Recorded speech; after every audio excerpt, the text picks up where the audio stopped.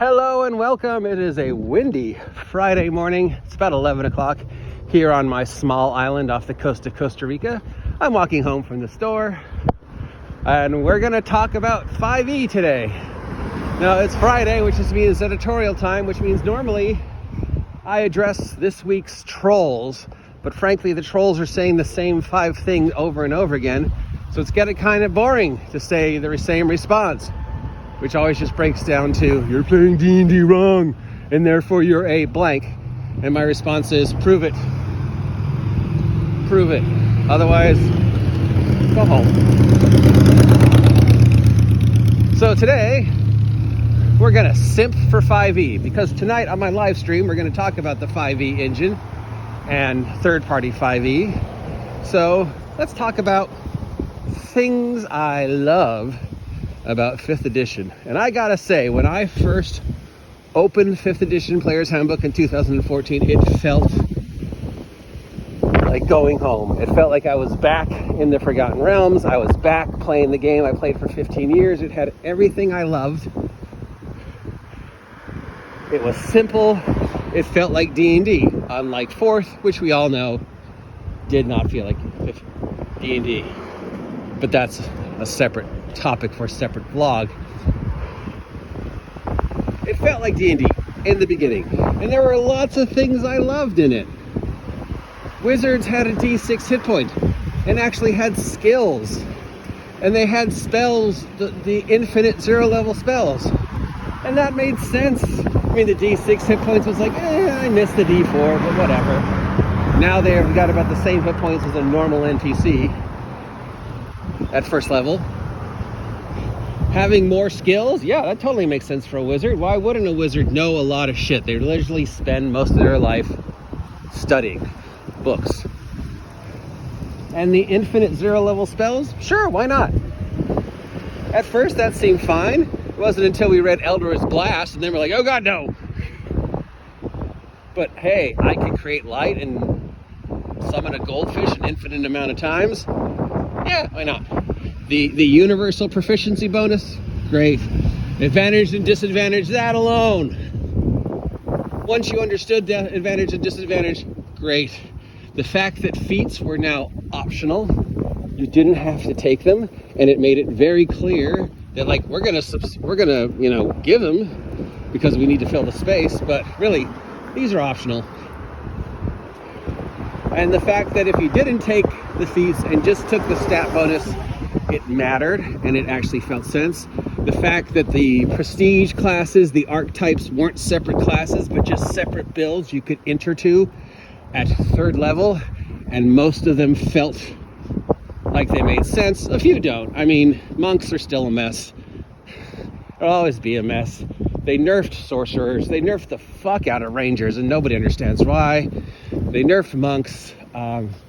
Warlocks are way too powerful at the one thing they do good. Wizards came out okay. Clerics came out okay. Sorcerers got nerfed. Paladins got a sort of a backwards power upgrade. Rangers got nerfed. Fighters are about the same. Rogues, their archetypes make no sense, really, when you read them. Could have been done better, but still, they, Arcane Trickster came out kind of ahead of previous editions. Bards, Lore Bard, great. I love the Bards. I don't like the way people play Bards because they play them as sort of stupid. But if you actually read Bards, they're awesome. The combat economy, I love. Barbarians, which I always never thought should be a separate class, became broken, and their archetypes made them more broken, but yeah, it just doesn't really seem to sort of fit. But hey, it's better than before when they had things like rage swimming and rage climbing. Yeah, okay. So yeah, everything, there was tons of stuff in 5e that I loved. There's tons of stuff in 5e I didn't understand. There's tons of stuff in 5e I didn't like, but that's always going to be, my feeling in regards to D&D being the comfy middle, being the McDonald's of role-playing. It does what it does. It does very well. 5e does 5e very well. Is it D&D? No. Is that okay? Yes. Were there stuff I didn't understand? Yes. Nobody understood advantage and disadvantage at first. For about the first year, we played advantage and disadvantage totally wrong. Nobody understood critical hits in 5e. For like the first year, we played critical hits wrong. Nobody, I don't even think anybody still does not understand the multi-classing rules. Even when Wizards of the Coast went out of their way to explain the multi-classing rules step by step. Why did they cut down this tree? Still, I don't, it's like people are like, well, I don't get it. But that was because they wanted you to stay one class, and they rewarded you for staying one class. Did the power creep in 5e make sense? No. I mean, third level and fifth level are your two cushy, comfy, best levels. That's where you're really going to shine in 5e. After fifth level, it kind of peters out. You're not really doing anything that you couldn't do before. You're just doing it slightly better. And with the damage caps, 8d6 and 6d6 didn't really make that much of a difference, especially with the stuff you're going to be running into. Monsters did not scale with players. Example, my combat that I ran when they fought the avatar of Jubilex and defeated him in 3 rounds, which just should not have been possible. And maybe hindsight being 2020, I ran Jubilex wrong, I don't know, but still, 6 characters should not have been able to take out Jubilex, a god, in basically 3 rounds. But because of the way the combat works and the feat synergy, they did. I don't know how, but they did, and it was really sort of disappointing.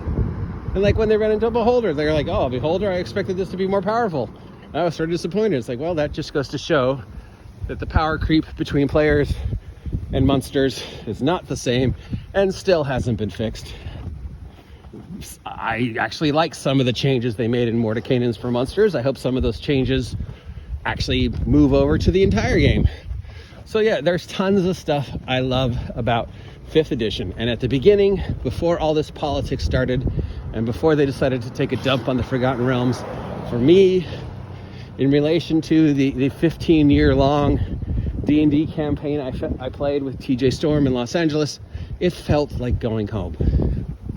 Until Wizards of the Coast ruined it. Which brings us, of course, in closing, to the argument and to what we're going to talk about tonight on my live stream. Yes, this is a shameless plug for tonight's live stream. Is 5th edition Dungeons and Dragons Dungeons and Dragons? Now, I know myself and several others feel it's not. Why I don't feel it's D&D anymore and other people don't feel it's D&D anymore is slightly different, because a lot of them get the politics and the system confused. I don't think it's Dungeons and Dragons because it doesn't encapsulate the iconic feel of D&D anymore. D&D is a very specific, iconic imagery. And 5th edition doesn't really cater to that iconic imagery of the last 40 years, which is fine. The world has changed. The industry has changed. The target audience has changed. It's fine. Like many, I just wish they would retire the name. Stop calling it Dungeons and Dragons. Call it Wizards of the Coast D20 Fantasy, or Eberron the role-playing game, or Magic the Gathering role-playing game, which is what you're trying to make it to be anyways with this whole multiverse thing. Magic the Gathering the role-playing game, which is really what a 4th edition. Anyways, we're going to talk about 4th edition in a separate vlog. So yeah,